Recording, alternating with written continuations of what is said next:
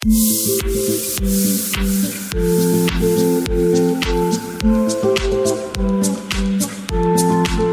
and welcome back to my channel. Today I'm making this video because again I'm very excited because आज मैं जा रही हूँ EDF के इंडस्ट्रियल टूर पे, जो कि ऑफिशियली थर्ड टूर है लेकिन मेरी ये सेकेंड टूर है। अभी बजे है सुबह के 5 and I need to leave now and I'm going to my college and from there we will start our journey. So let's start. Before that, if you haven't seen the video of second tour of EDF, then go and watch that first. So we started our journey around 5:30 AM for our industrial tour from our university, Punjabrao Deshmukh Krishi Vidyapit, Akola. बोलो गजानन महाराज की जय। गणपति बप्पा मोरया। इस tour में हमारे साथ हमारे guidance के लिए एज अ टूर कन्वेयर थे डॉक्टर SS हन्ने सर और doctor HK Deshmukh sir.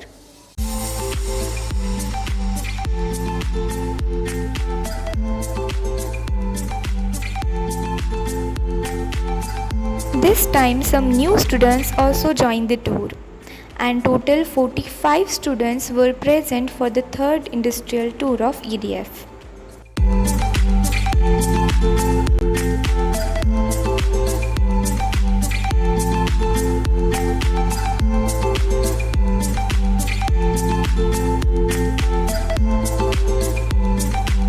Then around 8 AM we took a break for our breakfast at Chikli Buldhana.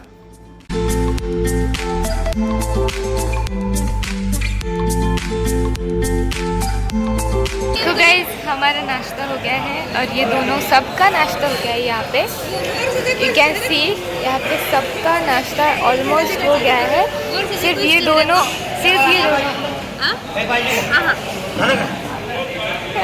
ये बहुत कुछ ऑर्डर करते हैं, खाते भी नहीं, तो सब खा के मेरे को थोप देते हैं, बस पब्लिशमेंट करना।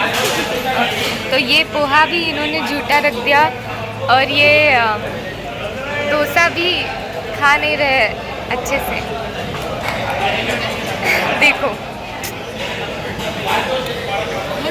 देखो guys, Nikhil sir is back. Nikhil sir has demand on my blogs. तो निखिल सर अभी हमने नाश्ता किया है, तो अभी हम कहाँ जाने वाले हैं? तो सबसे पहले फिर से सबको नमस्ते। हम आप देख सकते हैं अभी सबने पेट भर के नाश्ता किया है और अभी हम निकल चढ़े हैं बीड की तरफ। बीड में गेवराई करके वहाँ पे सेरिकल्चर का फार्म है, हम वहाँ जाएंगे। उसके बाद में हम जाने वाले हैं कपिलेश्वर, जहाँ पे बहुत बड़ा दबदबा है, वहाँ सब दिन चील करने वाले, मतलब आज व्यवस्था सोने वाले हैं। उसके बाद हम जा रहे हैं उस्मानाबाद, धाराशिव में जा रहे हैं। धाराशिव के अंदर हम वहाँ पे बोध के यूनिट फार्मर फूडर कंपनी देखने वाले हैं। वहाँ से हमारा फिर कारवा आगे बढ़ेगा, वो जाएगा सोलापुर में सीगढ़ इंस्टीट्यूट में आज हम रुकने वाले हैं। वहाँ पे फिर हम बहुत कुछ KV के हो गया, FPC हो गया, उनको हम रेट मतलब बात करने वाले हैं उनसे। उसके बाद हमारा कारवा चलेगा पंढरपुर। हम पंढरपुर स्टे करेंगे, सुबह दर्शन लेंगे निकल पड़ेंगे सांगली की तरफ। So stay tune for the Shivagya video.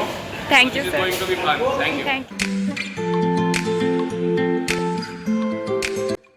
तो हमने हमारे विजिट्स की शुरुआत की बीड डिस्ट्रिक्ट के रुई विलेज से, जो कि सेरिकल्चर के लिए फेमस है। हम यहाँ पे रुई विलेज के सरपंच मिस्टर कालीदास नवले उनसे मिले। सर ने सेरिकल्चर के लिए फेमस रुई गांव की जर्नी बताई।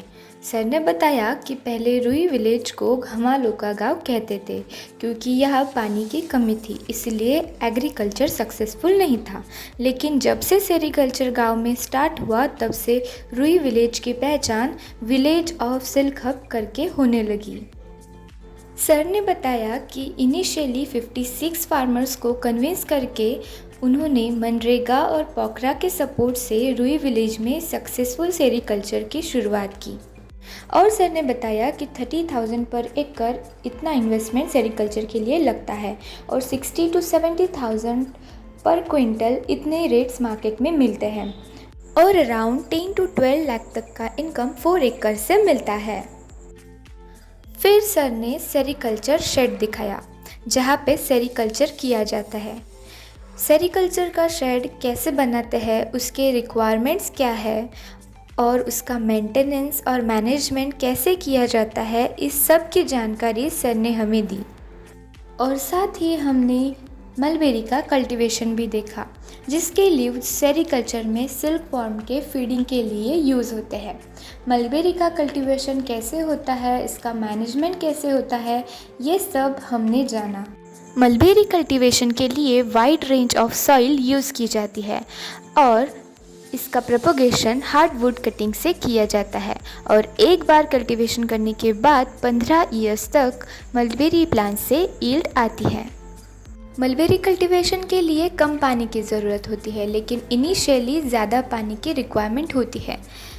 रुई गांव में कम पानी होने के बावजूद यह सेरीकल्चर सक्सेसफुल है। इसका कारण है कि यह नदी पे बांध बनाया हुआ है, जिसके कारण बारिश के पानी की मैनेजमेंट अच्छी तरह से होती है और ज़मीन में पानी की लेवल बढ़ती है।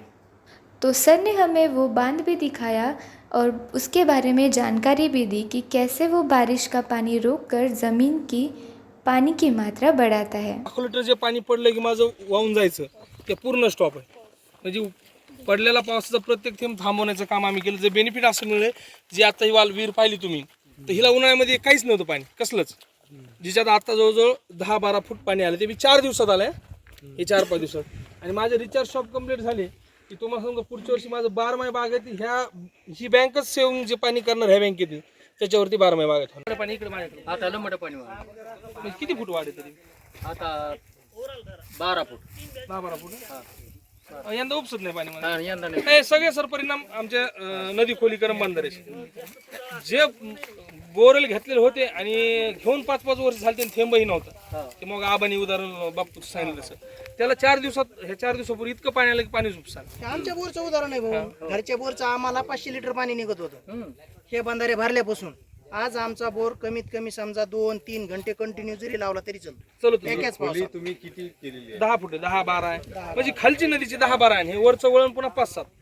मग हे जर भरलं म्हणजे हे तुम्ही केल्यामुळे फक्त या उन्हाळ्यात केलं आणि हा इतका मोठा फरक तुम्हाला बस पाहायला बस मिळाला. बस पाण्याचा- एकाच पावसामध्ये एकाच पावसात आज 0 मेंटेनन्स पाणी आता गावात। म्हणजे हे पाण्यात जाऊन द्या, पण ह्याच्यावर लक्षात घ्या की जे गाव पाणी विकत घेतंय ते रेशीम शेती करू शकते, तर तुम्ही करू शकता का नाही? सांगायचं म्हणजे रेशीम शेती रे, जे प्यायला पाणी विकत घेतं गाव ते रेशीम शेती करू शकते, ते बी देशातली 1 नंबरची। देशाच्या पाठीवर 1200 एकर रेशीम असणं कुठलंच गाव नाही माझं गाव सोडा, जिथं की पाण्याचा पत्ताच नाही। आता मी करायला लागलोय, हे जे आम्ही केले ते प्रयोग आहेत आता, आणि आमचे प्रयोग आजच यशस्वी दिसालेत। पाणी वाढलंय संपलं, दुसरा हेतूच काही नव्हता, पाणी पातळी वाढली संपलं। दादांचं नाव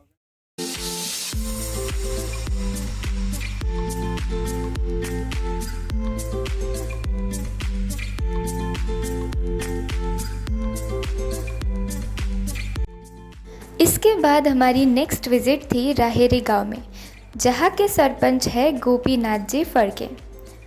इस गांव में भी सक्सेसफुल सेरीकल्चर किया जाता है।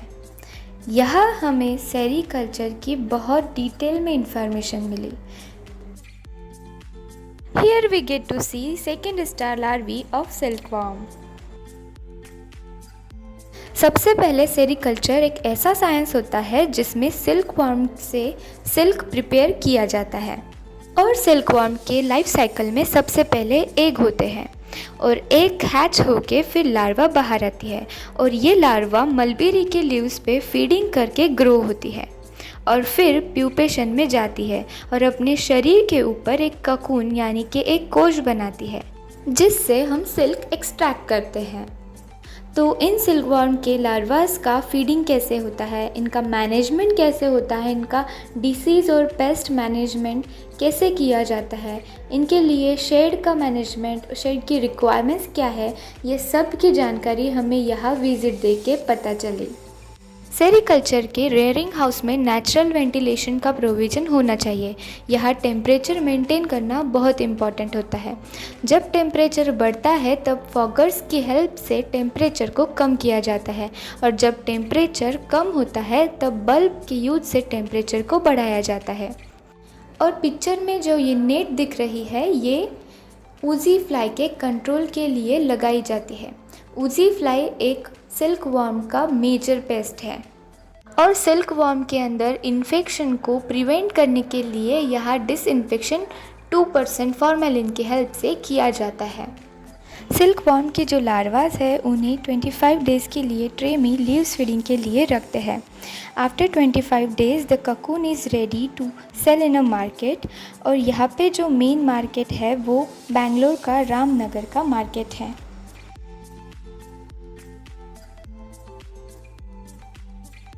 ये जो पिक्चर में दिख रहा है ये है चंद्रिका।